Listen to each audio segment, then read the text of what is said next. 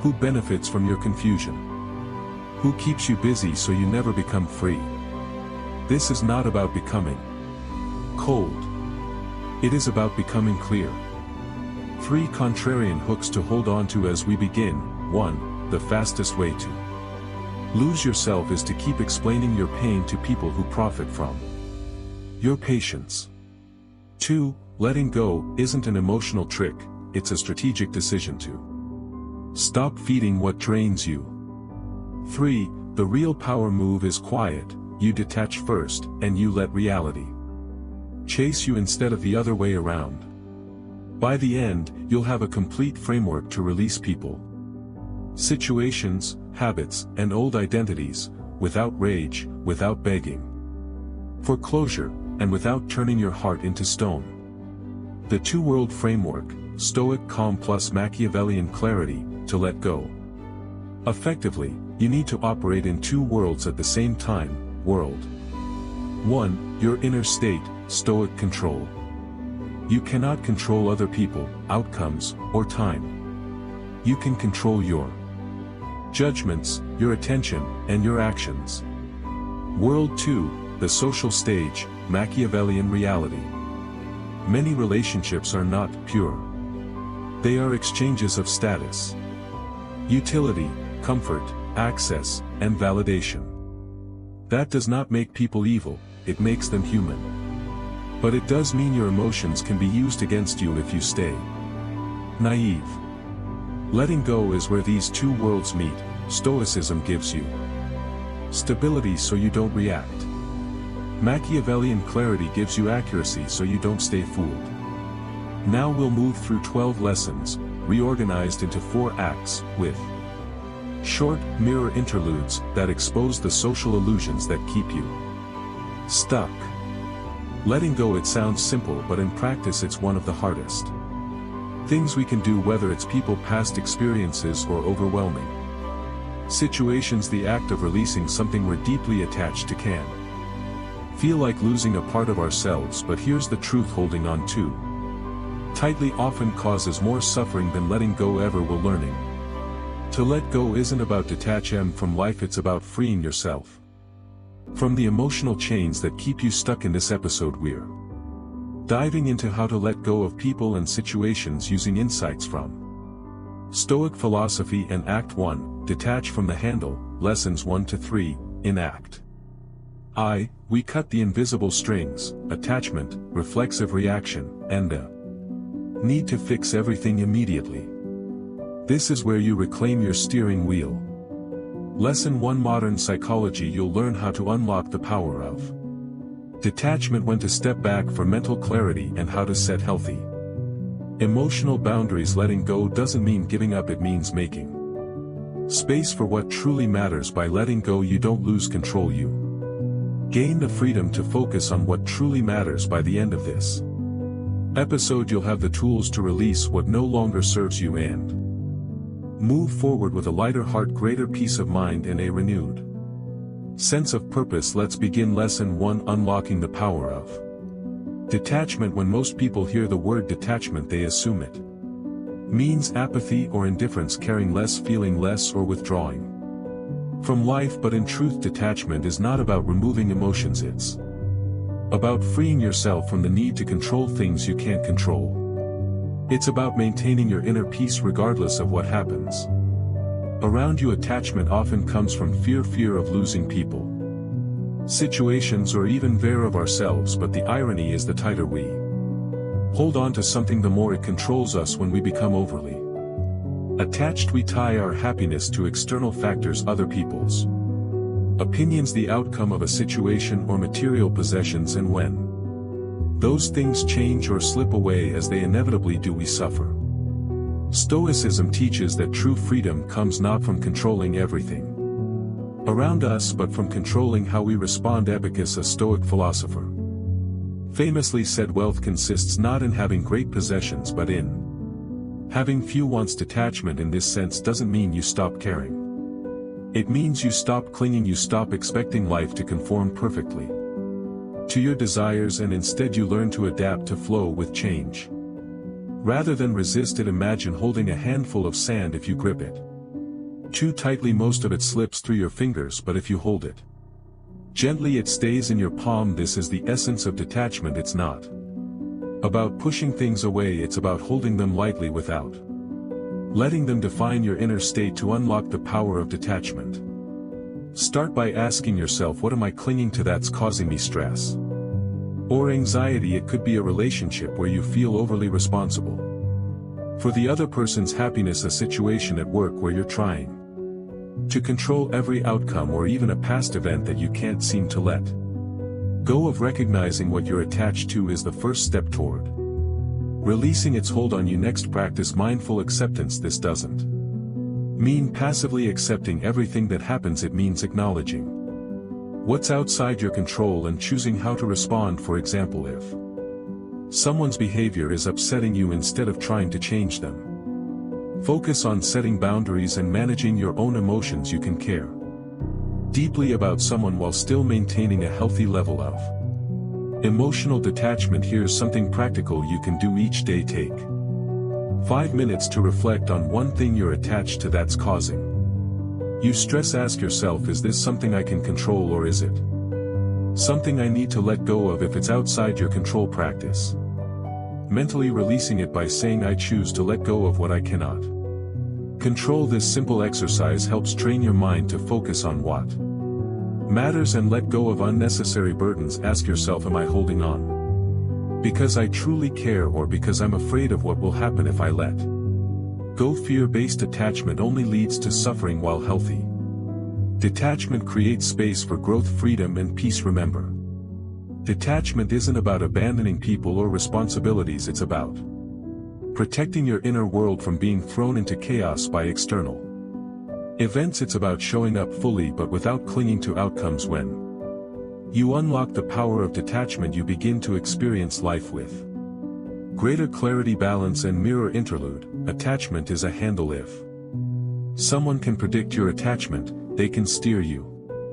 The more you need a person, an apology, or a specific outcome, the more leverage you hand over. Detachment removes the handle.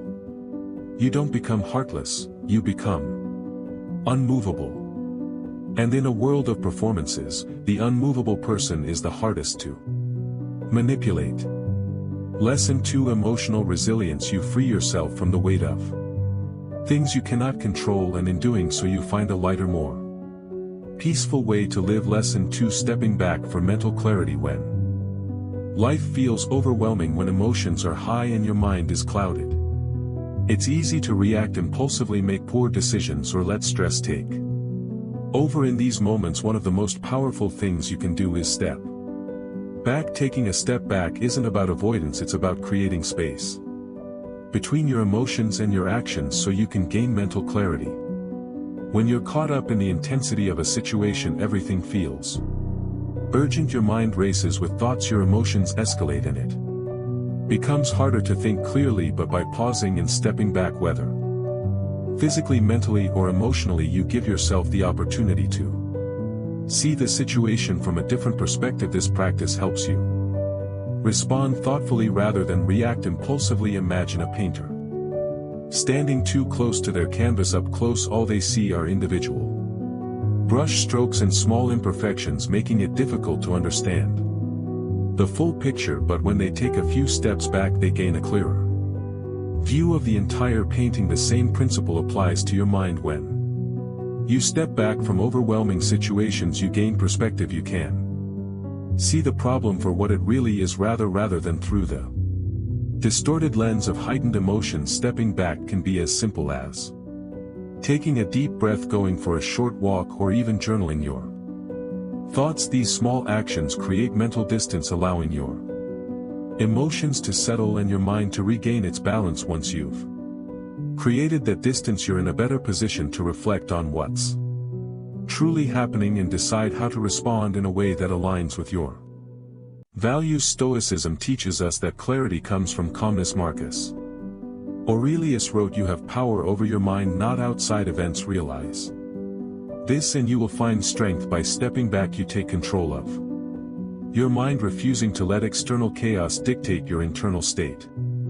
This is where real strength lies, not in controlling every situation, but in controlling how you perceive and respond to it. Here's something practical you can do the next time you feel overwhelmed by a situation. Practice the pause technique before reacting. Pause for 10 seconds. Take a deep breath, count to 10, or simply close your eyes for a moment. In that brief pause, ask yourself, what's the best response here?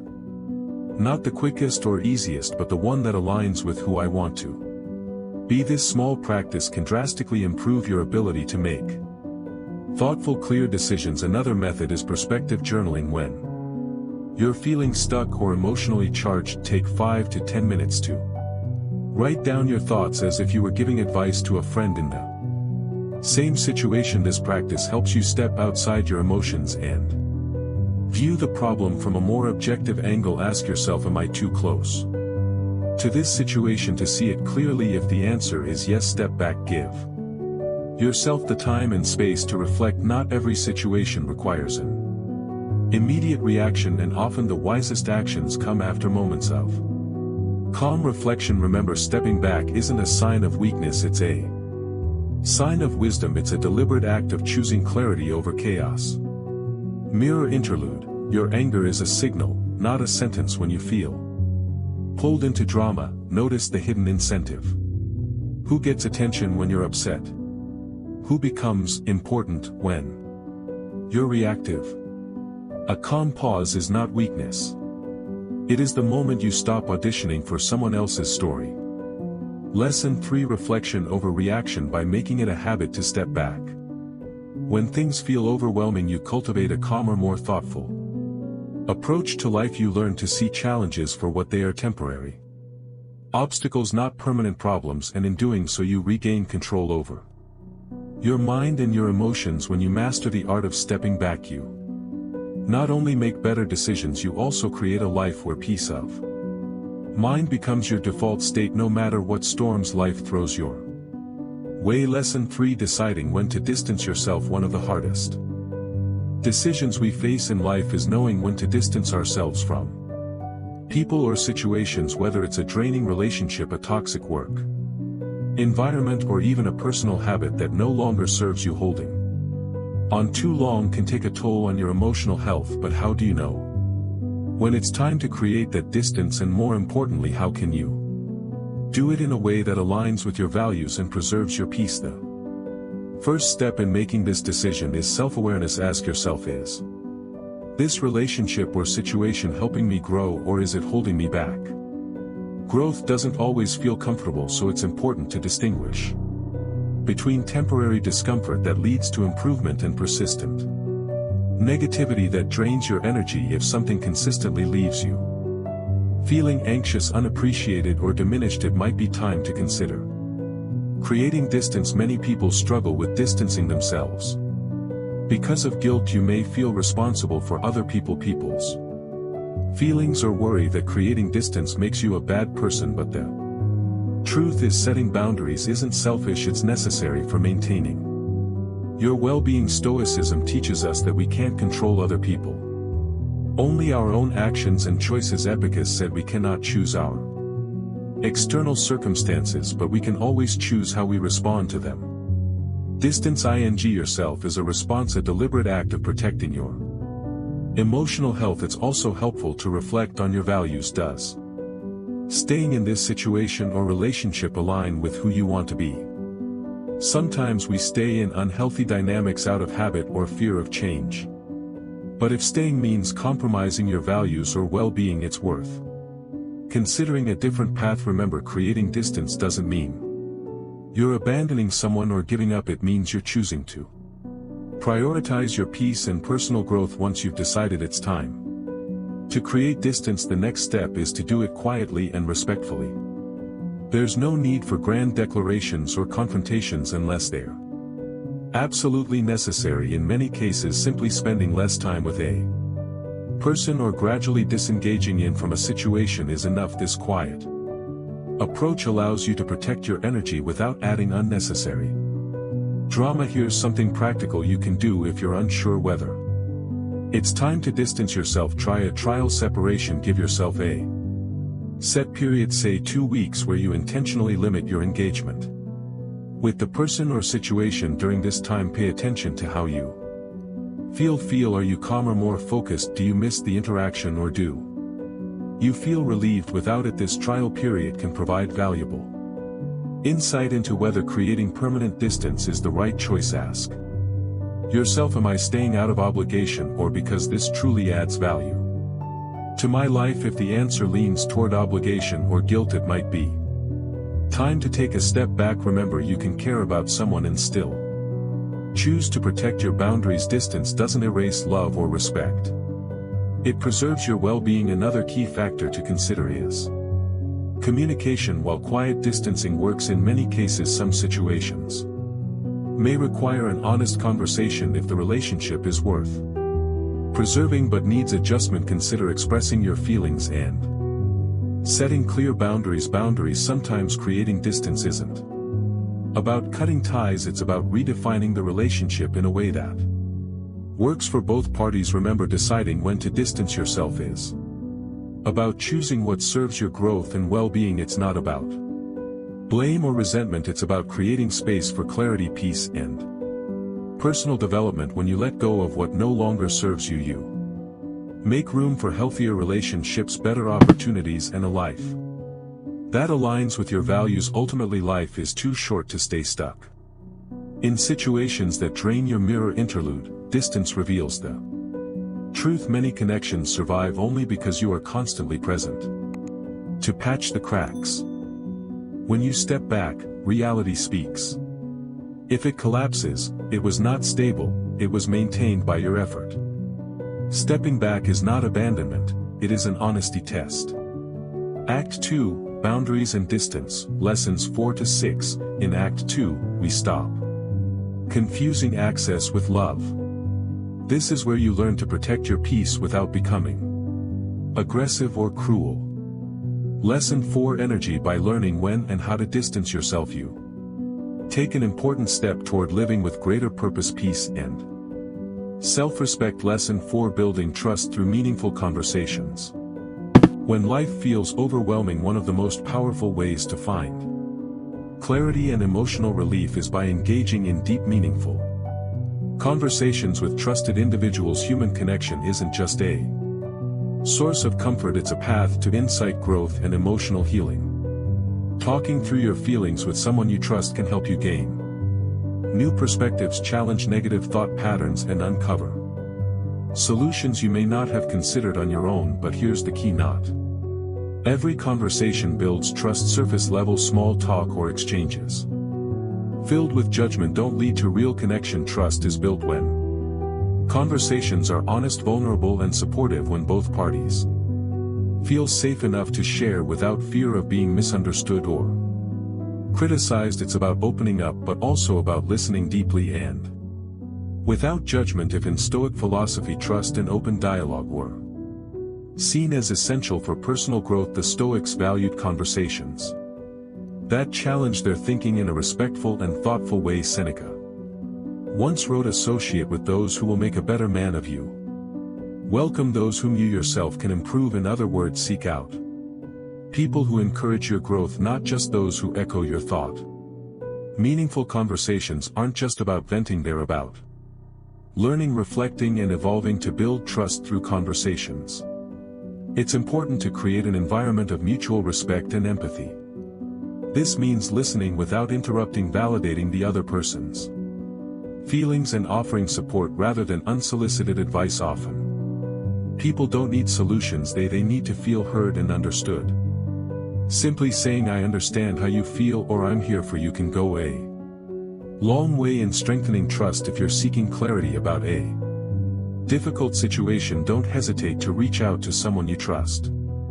This could be a close friend, a mentor, or even a professional counselor. The act of speaking your thoughts out loud helps you organize them, and hearing an outside perspective can offer insights you may have missed.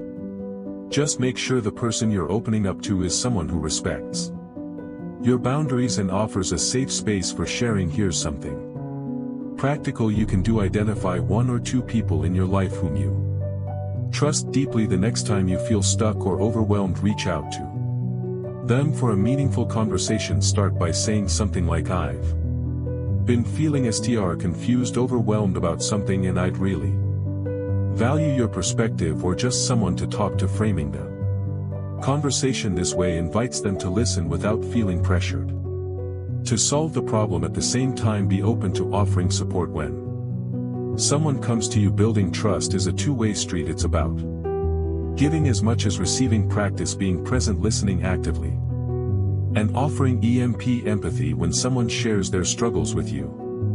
This reciprocity deepens the connection and creates a foundation of trust that benefits both of you. Ask yourself, do I have trusted individuals in my life with whom I can have meaningful conversations? If the answer is yes, nurture those relationships. If not, consider seeking out new connections through supportive communities, groups, or even professional networks where trust and open dialogue are valued. Remember, trust isn't built overnight, it's cultivated through repeated acts of vulnerability, empathy, and understanding. By engaging in meaningful conversations, you not only gain clarity and emotional relief, but you also strengthen the bonds that support you through life's ups and mirror.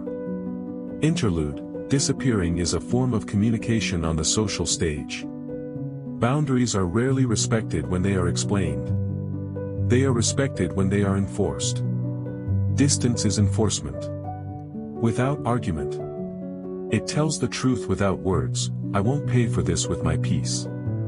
Lesson 5: downs in a world filled with surface-level interactions.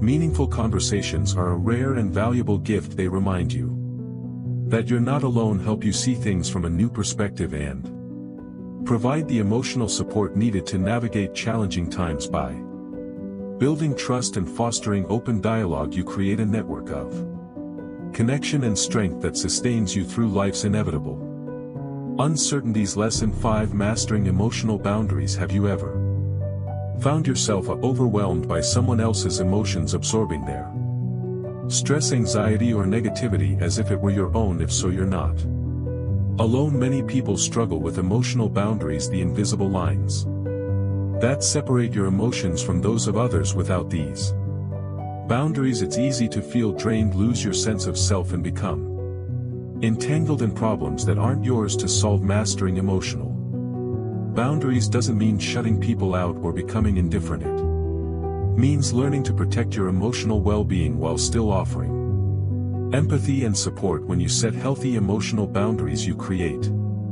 a balance between caring for others and caring for yourself. You can be compassionate without sacrificing your peace of mind. Why is this important? Without boundaries, you risk taking on emotional burdens that aren't yours. This can lead to emotional exhaustion, resentment, and even strained relationships. Stoic philosophy reminds us that while we can care for others, we must remain in control of our own inner world. Epictetus said, "It is not what happens to you but how you react to it that matters."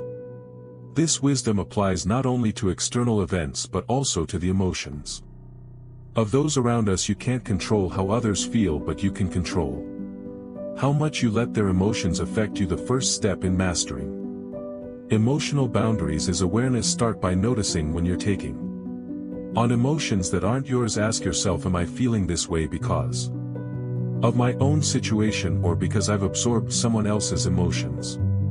Recognizing when you're crossing your emotional boundaries is key to regaining control. Next, practice assertive communication. Setting boundaries isn't about confrontation, it's about clarity. For example, if a friend frequently unloads their problems on you in a way that leaves you feeling drained, you might say, "I care about you and I want to support you, but I also need to take care of my own well-being. Let's talk, but can we keep it brief?" This approach shows empathy while clearly stating your limits. Another helpful strategy is to use visualization techniques. When you're in a situation where emotions are running high, imagine a protective barrier around yourself, something that allows you to empathize without absorbing the emotional weight. This mental practice helps reinforce the idea that while you can care, you don't have to carry. Here's something practical you can do the next time you feel overwhelmed by someone else's emotions. Pause and take a deep breath. Mentally separate your feelings from theirs by saying to yourself, their emotions Are theirs I can care without carrying, then focus on grounding yourself. Whether through breathing exercises, journaling, or taking a brief walk. Ask yourself, am I sacrificing my emotional well-being to support others? If the answer is yes, remind yourself that setting boundaries isn't selfish, it's necessary when you protect your emotional energy. You're in a better position to help others without burning out. It's also important to remember that boundaries may need reinforcement over time. Some people might not respect your boundaries right away, but that doesn't mean they aren't valid. Stay consistent. The more you practice setting and maintaining boundaries, the more others will learn to respect them. And the more mirror interlude, words are currency. Superficial talk is often a trade. You give vulnerability, they give you belonging, temporarily. Meaningful conversation is different, it costs both people something real. Notice who only wants access to your emotions, and who can sit with truth. Letting go becomes easier when you stop negotiating your worth in small talk. Lesson 6: You'll respect yourself. Remember, mastering emotional boundaries is an act of self-respect and self-care. It allows you to show up fully for the people you care about without losing yourself in the process. You can be kind, empathetic, and supportive while still protecting your own peace. When you set clear emotional boundaries, you free yourself from the weight of emotions that aren't yours to bear, allowing you to live with greater clarity, balance, and inner strength. Lesson 6: Weighing the outcomes of separation. There are moments in life when distancing yourself from certain people or situations becomes necessary for your well-being, but making that decision isn't easy. It comes with doubts, emotions, and concerns about the potential consequences. Weighing the outcomes of separation is a crucial step in ensuring that you're making the right choice, not out of impulse or frustration, but with clarity and purpose. Distancing yourself can take many forms. It might mean ending a toxic relationship, leaving a draining job, or stepping away from a long-term friendship that no longer aligns with your values. Whatever the case, it's essential to carefully evaluate how this separation will impact not only your life but also the lives of those around you. The goal isn't to escape discomfort, it's to prioritize your growth, well-being, and peace of mind. Stoic philosophy teaches us the importance of intentional decision-making before taking action. The Stoics would reflect on whether a decision aligned with their values and long-term well-being. Schener advised, we suffer more often in imagination than in reality. This means that much of the fear around separation is rooted in imagined worst-case scenarios. By weighing the real outcomes instead of fearing hypothetical ones, you can make more grounded, thoughtful choices. Here's how to approach weighing the outcomes. 1. Evaluate the emotional impact. Ask yourself, how does staying in this situation make me feel on a daily basis? If the answer is consistently negative, stress, anxiety, or a sense of being stuck, that's a strong indicator that creating distance might be beneficial. 2. Consider your long-term well-being. Reflect on whether this situation or relationship is helping you grow or holding you back. Will staying here support your future goals and happiness, or will it continue to drain your energy? 3. Acknowledge potential losses. Every separation comes with some form of loss. It could be emotional, social, or even financial. Be honest with yourself about what you might lose, but also ask, is this loss worth the peace and clarity I'll gain? Sometimes short-term discomfort is necessary for long-term well-being. It's also important to remember that separation doesn't have to be absolute. In some cases, creating distance rather than completely cutting ties may be enough. For example, if a relationship is draining but not entirely toxic, you might choose to spend less time with that person or engage in fewer emotionally charged interactions. This allows you to protect your well-being without severing the relationship entirely.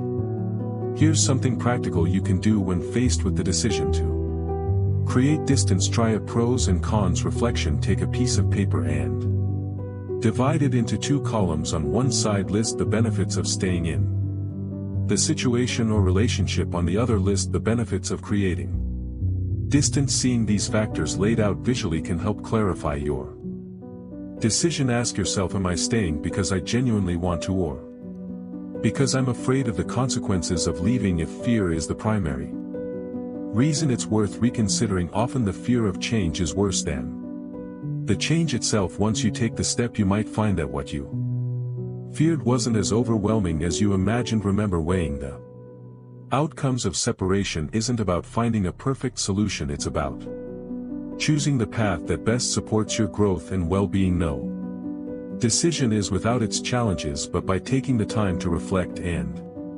evaluate, you ensure that your choice is intentional and aligned with your values. Letting go is rarely easy, but it's often necessary. When you carefully weigh the outcomes and make a conscious decision to create distance, you open the door to a lighter mirror interlude. Guilt is the favorite tool of fake intimacy. A surprisingly large number of relationships function on guilt, not love.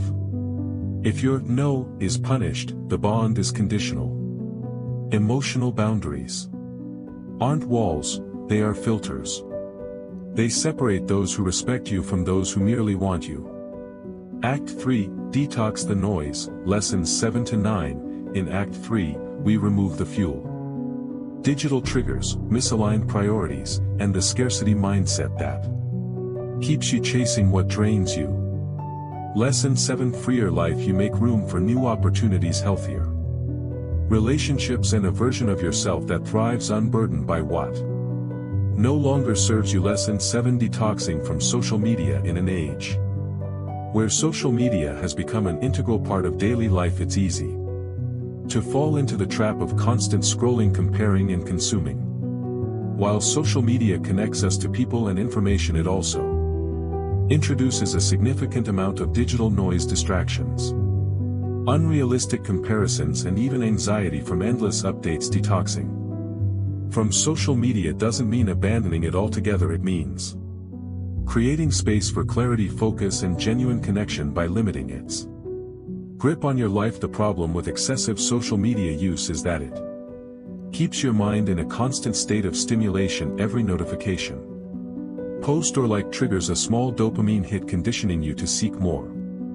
Over time, this can create a cycle of dependence where moments of silence or stillness feel uncomfortable, but true peace of mind comes not from external stimulation. It comes from learning to be present, reflective, and content with yourself. Stoicism emphasizes the value of focusing on what truly matters. Marcus Aurelius wrote, "You must reclaim yourself for yourself. The world distracts you with many things. Focus on a few that matter and let the rest go." Social media can be a valuable tool, but without mindful use, it distracts you from what's meaningful. Real relationships, inner peace, and personal growth. Detoxing from social media can take many forms. For some, it might mean taking a complete break for a few days or weeks. For others, it could be as simple as setting time limits on daily usage or unfollowing accounts that don't add value to their lives. The goal isn't to eliminate social media entirely, it's to regain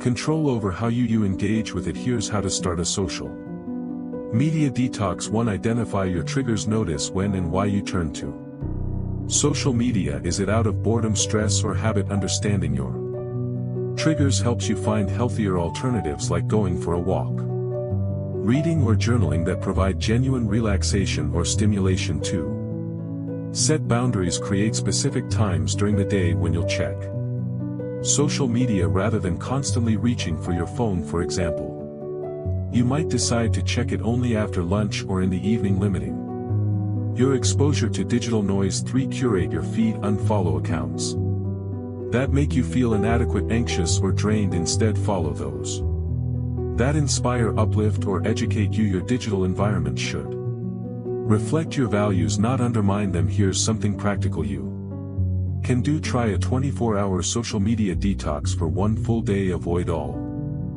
social media platforms. Use that time to engage in offline activities.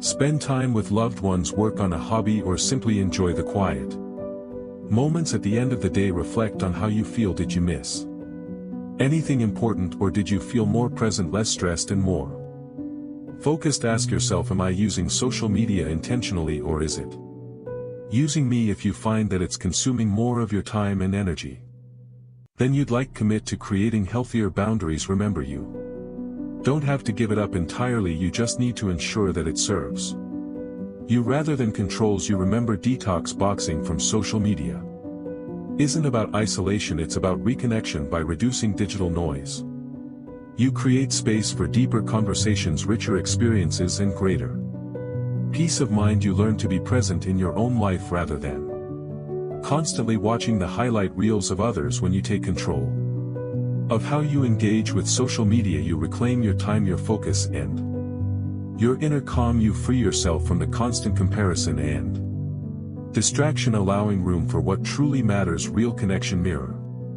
interlude. Digital proximity is not real closeness. Social media is a hall of mirrors.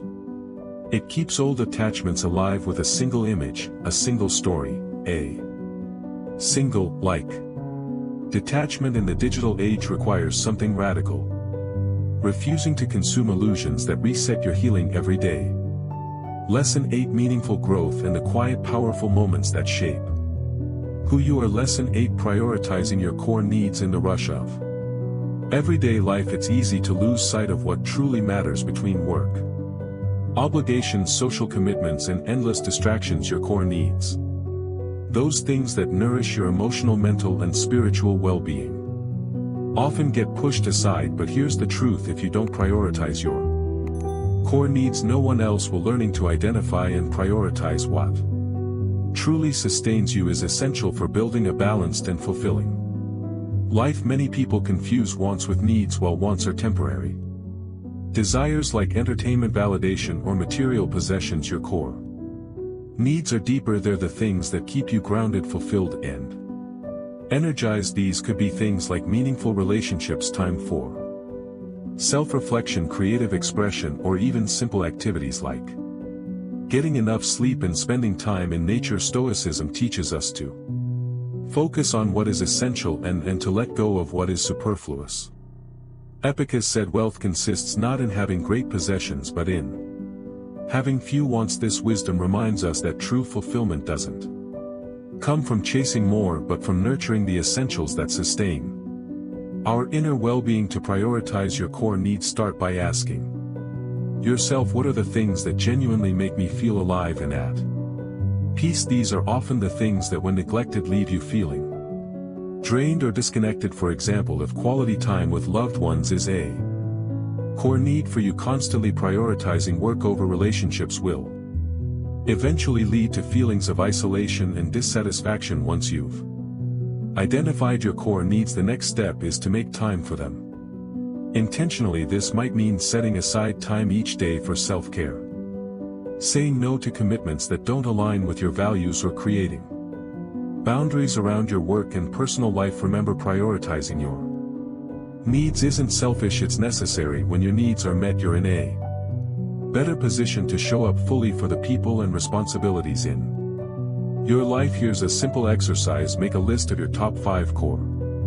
needs. Next to each one, write down one small action you can take this week to prioritize that need. For example, if one of your core needs is rest, your action might be committing to going to bed 30 minutes earlier each night. If another need is creativity, your action might be setting aside 1 hour to work on a personal project. The key is to start small and be consistent. Ask yourself, am I living in a way that honors my core needs, or am I by constantly sacrificing them for external demands? If it's the latter, remind yourself that no achievement or external validation can replace the sense of wholeness that comes from meeting your true needs. It's also important to let go of guilt when prioritizing your needs. Many people feel guilty when they take time for themselves, as if they're neglecting their responsibilities. But taking care of yourself isn't neglect, it's what allows you to fulfill your responsibilities without burning out. When you prioritize your well-being, you not only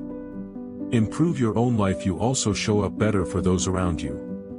Remember, life isn't about doing more, it's about doing what matters. By prioritizing your core needs, you create a foundation of balanced strength And inner peace, you stop chasing after things that don't fulfill you and start living in a way that nourishes your body, mind and soul. When you make time for what truly matters, you don't just improve your quality of life, you become more present, more resilient and more connected to your purpose. And that's when life becomes not just something you manage but something you truly mirror. Interlude. Your needs are not negotiable. A culture that benefits from your overgiving will label your needs selfish. That's the trick. When you prioritize core needs, you stop being easy to recruit into other people's chaos. Your life becomes harder to exploit. Lesson 9. Enjoy. Lesson N9. Embracing gratitude and the present moment. In a world that constantly pushes us to want more success, more possessions, more recognition, it's easy to fall into the trap of focusing on what's missing rather than what's already present. This endless pursuit often leads to feelings of dissatisfaction, anxiety and restlessness, but there's a simple yet profound antidote to this. Gratitude. When you learn to embrace gratitude and anchor yourself in the present moment, you shift your perspective from lack to abundance, from striving to being. Gratitude isn't about ignoring life's challenges or pretending everything is perfect. It's about recognizing the good that already exists even amidst difficulty. It's about appreciating the small moments, a kind word from a friend, a peaceful morning, or the fact that you have another day to grow and experience life. When you focus on what you have rather than what you lack, you cultivate a mindset of abundance and peace. Stoicism places great emphasis on appreciating the present.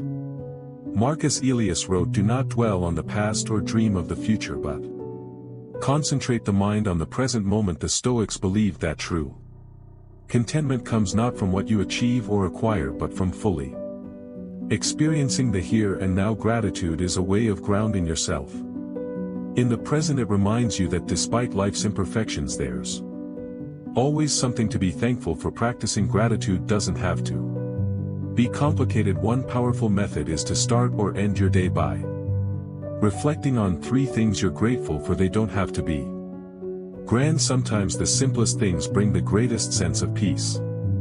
Over time, this practice trains your mind to notice the good even when life feels overwhelming. Beyond gratitude, embracing the present moment means letting go of past regrets and future worries. The past can't be changed and the future is uncertain. What you have control over is the present, the choices you make, the actions you take and the way you experience this very moment. When you let go of dwelling on what was or obsessing over what might be, you free yourself to fully live in the now.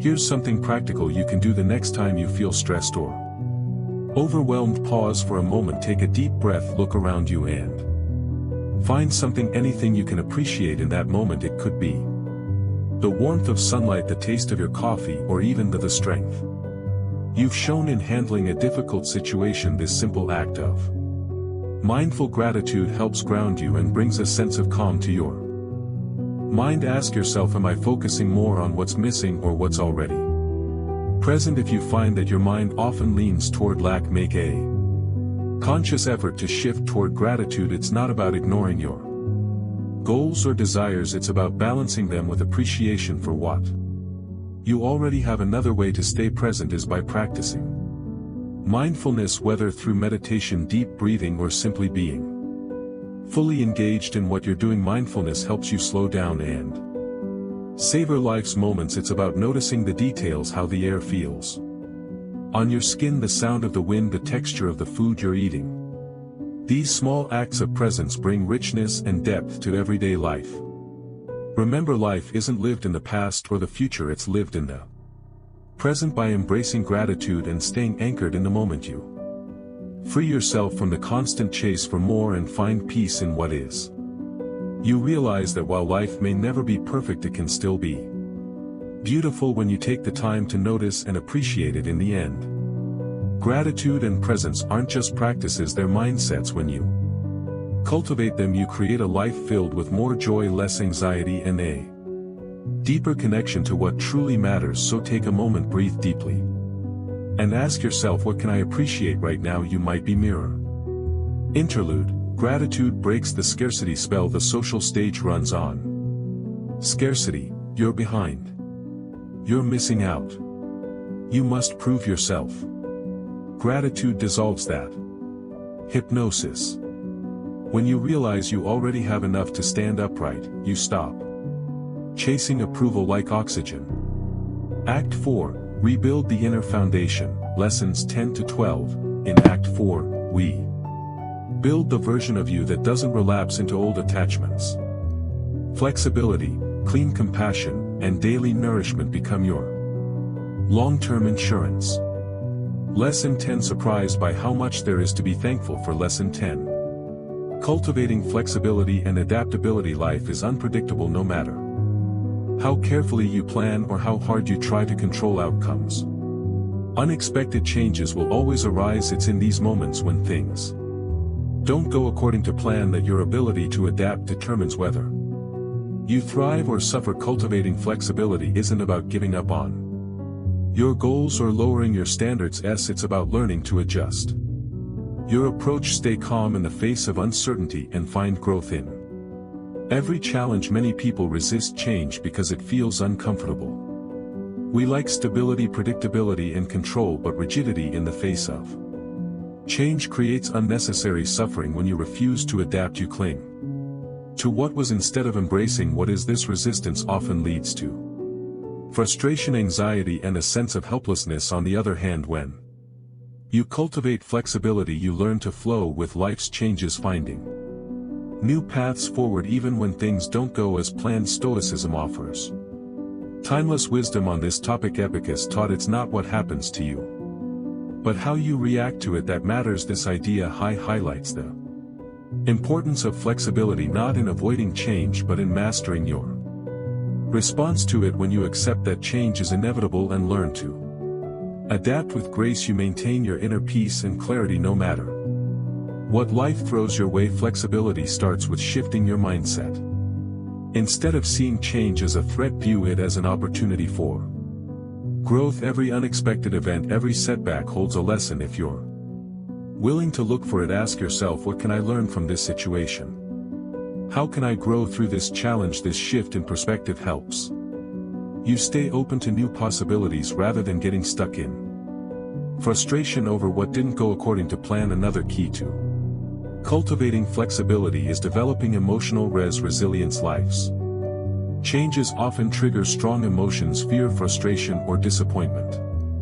Instead of letting these emotions take over, practice pausing, acknowledging how you feel, and then choosing a response that aligns with your values. Emotional resilience doesn't mean ignoring your feelings. It means processing them in a healthy way while staying grounded and clear-headed. Here's something practical you can do when faced with an unexpected change. Practice the 3 A's: accept, assess, adapt. 1. Accept that the change has happened. Resisting it won't undo it. 2. Assess the new situation. What are your options and what can you control? 3. Adapt by choosing the best course of action based on what's in your control. This simple framework helps you respond to change thoughtfully rather than reacting impulsively out of fear or frustration. Ask yourself, am I clinging to something that no longer serves me, or am I willing to adapt and move forward? If you find yourself resisting change, remind yourself that flexibility doesn't mean giving up. It means finding a new way to keep going. Life is constantly evolving, and your ability to evolve with it is what leads to lasting success and peace of mind. Cultivating flexibility also means being open to new perspectives and ideas. Sometimes we get stuck because we insist on doing things a certain way, or believing that only one path will lead to success. But when you're willing to listen, learn, and try new approaches, you open doors to opportunities you might never have considered. Remember, flexibility isn't weakness, it's strength. It's the ability to bend without breaking, to adjust without losing your sense of purpose. Just like trees that sway in the wind are less likely to snap during a storm, those who cultivate flexibility are better equipped to handle life's inevitable ups and downs. Mirror interlude. Flexibility is not surrender. Rigid people are easy to control because they can be pushed into predictable reactions. Flexibility makes you unpredictable in the healthiest way. You adapt. You pivot, you change strategies. You don't cling to a single identity just to look consistent. Lesson 11. In the end, life is a series of changes. By cultivating flexibility and adaptability, you learn to navigate those changes with confidence and grace. You stop fighting against what you can't control and start focusing on what you can. Your mindset, your actions, and your ability to keep moving forward, and in doing so you create a life of resilience, growth, and lasting inner peace. Lesson 11. Fostering empathy and generosity. In a fast-paced world where everyone seems to be focused on personal goals and individual success, it's easy to forget the profound impact of empathy and generosity. Yet these two qualities have the power to not only transform your relationships but also bring greater meaning and fulfillment to your life. Fostering empathy and practicing generosity aren't signs of weakness, they're expressions of inner strength and self-respect. Empathy is the ability to understand and share the feelings of others. It goes beyond simply acknowledging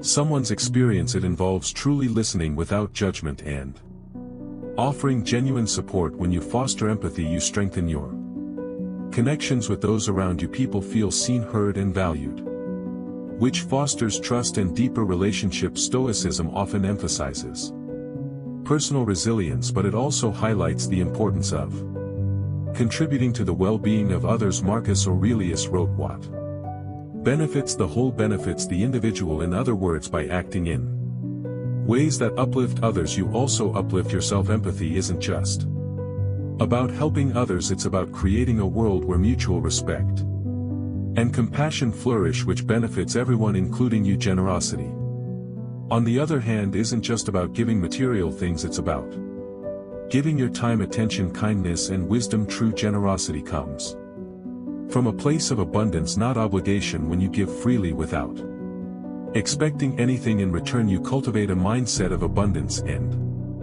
reduce feelings of scarcity or lack. Here's something to reflect on. When was the last time I showed empathy or practiced generosity without expecting anything in return? These small acts, whether it's listening to a friend, helping a colleague, or simply offering a kind word to someone in need, create ripples that extend far beyond the moment. They uplift not only the person receiving but also the one giving. But fostering empathy and generosity doesn't mean neglecting your own well-being. In fact, empathy begins with yourself. If you're constantly giving without taking care of your own needs, you'll eventually feel drained and resentful. That's why it's important to practice self-compassion, being kind to yourself when you're struggling, forgiving yourself when you make mistakes, and treating yourself with the same empathy you offer others. Another powerful aspect of generosity is that it helps shift your focus outward. When you're caught up in your own worries, giving to others, whether it's through volunteering, mentoring, or simply being present, can help reduce anxiety and increase your sense of purpose. Generosity creates a cycle of positivity. The more you give, the more connected and fulfilled you feel. Here's something practical you can do each day. Look for one opportunity to practice a small act of empathy or generosity. It could be as simple as listening to someone without interrupting, offering help when you see someone struggling, or even just sending a thoughtful message to someone you care about. These small acts, done consistently, build a habit of empathy and generosity that strengthens your character and enriches your relationships. Ask yourself, am I approaching my interactions with empathy, or am I focused solely on my own perspective? If you find yourself slipping into self-centered thinking, pause and try to see things from the other person's point of view. This simple shift can transform the way you relate to others and foster deeper, more meaningful connections. Remember, fostering empathy and practicing generosity isn't about grand gestures, it's about showing up with kindness and understanding in everyday moments. When you make empathy and generosity a core part of your life, you don't just improve your relationships, you cultivate a sense of purpose, fulfillment, and inner peace. In Mirror Interlude, empathy without boundaries is self-harm. Some people learn to use your empathy as a loophole. They turn every consequence into a sob story. True compassion includes reality. You can care, and still walk away. You can wish them well, and still refuse the role of rescuer. Lesson 12. The end. What truly matters isn't how much you accumulate, but how much you contribute by fostering empathy and practicing generosity. You create a life of connection, meaning, and lasting impact. You don't just live for yourself, you become a source of light and strength for those around you, and in doing so you discover a deeper sense of happiness and music, fulfillment. Lesson 12. Nourishing your mind and body in a world that constantly demands your attention, energy, and effort. It's easy to neglect the most important foundation of a fulfilling life, your mind and body. We often push ourselves to the limit, prioritizing external achievements over internal well-being, only to find that without proper care our energy fades, our focus diminishes, and our peace of mind slips away. Nourishing your mind and body isn't a luxury. It's a necessity for living a balanced, resilient, and meaningful life. When you take care of your body, you're not just enhancing your physical health, you're also supporting your mental clarity, emotional stability, and overall sense of well-being. Exercise, proper nutrition, and rest aren't just physical acts, they directly influence how you feel, think, and respond to life's challenges. Seneca once said, "A sound mind in a sound body is a short but full description of a happy state in this world." The Stoics believed that a disciplined approach to caring for your body was essential for cultivating a strong mind. Nourishing your mind goes beyond simply consuming information. It's about feeding your mind with thoughts, ideas, and practices that promote growth and peace. This means being intentional about what you read, watch, and listen to. It means engaging in practices like mindfulness, meditation, and reflection that help calm your mind and strengthen your ability to focus. Start by asking yourself, what habits do I currently have that nourish my mind and body, and what habits might be draining me? Identifying these patterns is the first step toward creating a lifestyle that supports your well-being. For example, staying up late scrolling through social media might seem harmless, but over time it can disrupt your sleep, drain your energy, and leave your mind cluttered. On the other hand, prioritizing rest, exercise, and quiet time for reflection can have a profound impact on your mood, productivity, and resilience. One of the simplest yet most powerful ways to nourish your body is through movement. This doesn't have to mean intense workouts at the gym. It could be a morning walk, stretching, or any form of physical activity that gets your blood flowing and your energy levels up. Regular movement not only improves your physical health but also releases endorphins, which boost your mood and reduce stress. Equally important is nutrition. The food you consume is the fuel your body and mind run on. Eating a balanced diet rich in whole, unprocessed foods provides your brain with the nutrients it needs to function at its best. It's not about being perfect with your diet, it's about making small, consistent choices that support your long-term health. When it comes to nourishing your mind, quiet time and reflection are key in a world filled with constant noise and distractions. Taking time each day to be still, whether through meditation, journaling, or simply sitting quietly, helps clear your mind and strengthens your ability to stay present. These moments of stillness allow you to process your thoughts, release tension, and reconnect with what truly matters. Here's something practical you can do each day. Commit to one small act that nourishes your mind and one that nourishes your body. It could be as simple as reading a chapter of a book that inspires you, practicing deep breathing for 5 minutes, or preparing a healthy meal. Over time, these small acts compound, creating a lifestyle that supports your well-being. Ask yourself, am I treating my mind and body with the respect they deserve? If not, start today. Remember, you can't pour from an empty cup. Taking care of yourself isn't selfish, it's what allows you to show up fully in life for both yourself and those you care about. In the end, your mind and body are your most valuable assets. When you nourish them consistently, you cultivate a life of strength, clarity, and inner peace. You equip yourself to handle life's challenges with resilience and grace. By making your well-being a priority, you don't just live, you thrive, and that's when life truly becomes rich, meaningful, and deeply Fulfilling letting go isn't about giving up, it's about creating space.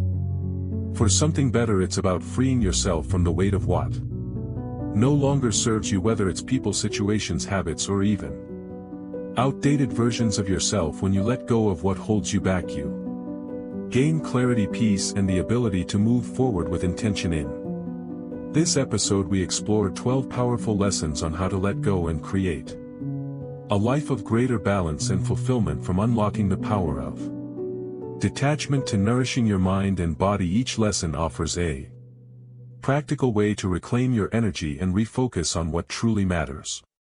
Life is filled with constant change, but by learning to let go with great and strength, you empower yourself to face those changes without fear. Why does this matter? Because clinging too tightly to people, expectations, or even past versions of ourselves only leads to frustration and suffering.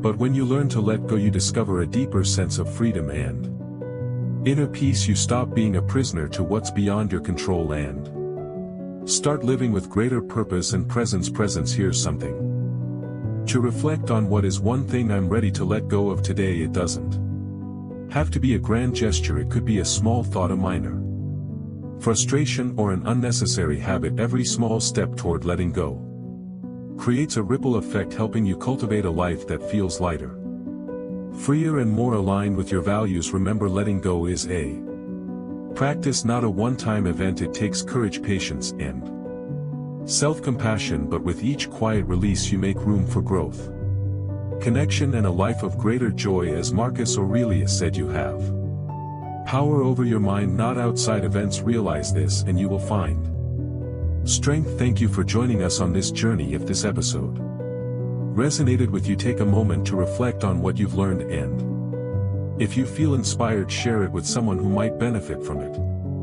Let's spread the wisdom of letting go and create a community of individuals who are ready to embrace life with clarity, peace, and purpose. Until next time, stay strong, stay intentional, and most importantly, keep letting go of what no longer serves you so you can make room for what truly matters. Mirror interlude. A nourished mind sees through the fog. When you are depleted, everything feels urgent. You chase closure, answers, explanations. But a strong body and a clear mind make letting go simple. You stop negotiating with what destroys you. You choose what restores you.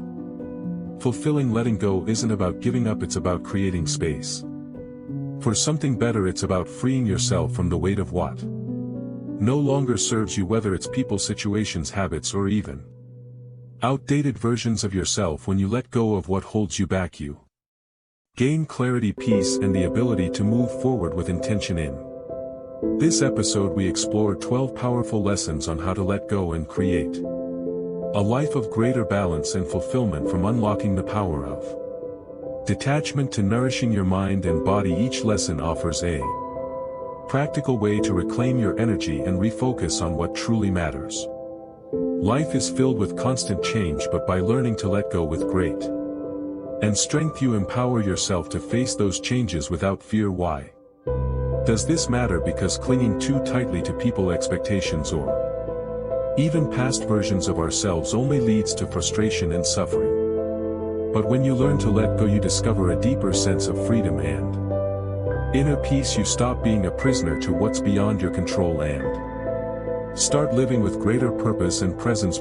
Here's something to reflect on. What is one thing I'm ready to let go of today? It doesn't have to be a grand gesture, it could be a small thought, a minor frustration, or an unnecessary habit. Every small step toward letting go creates a ripple effect, helping you cultivate a life that feels lighter, freer, and more aligned with your values. Remember, letting go is a practice, not a one-time event. It takes courage, patience, and self-compassion, but with each quiet release you make room for growth, connection, and a life of greater joy. As Marcus Aurelius said, you have power over your mind, not outside events. Realize this and you will find strength. Thank you for joining us on this journey. If this episode resonated with you, take a moment to reflect on what you've learned, and if you feel inspired, share it with someone who might benefit from it. Let's spread the wisdom of letting go and create a community of Individuals who are ready to embrace life with clarity, peace, and purpose. Until next time, stay strong, stay intentional, and most importantly, keep letting go of what no longer serves you so you can make room for what truly matters. The quiet exit. Letting go is rarely dramatic. In real life, it looks like replying slower, explaining less, choosing silence over defense, and walking away without needing the last word. That is why it is so powerful. It starves the illusion that you are available for endless negotiation. If you want one practical challenge, pick one attachment you've been feeding: a person, a narrative, a grievance, a habit. For the next 24 hours, stop feeding it. No checking. No rehearsing. No stalking the memory. Just one day of clean distance. You don't need to become someone else. You just need to stop donating your life to what cannot love you back. Keep your heart. Keep your standards. And let go of the chains.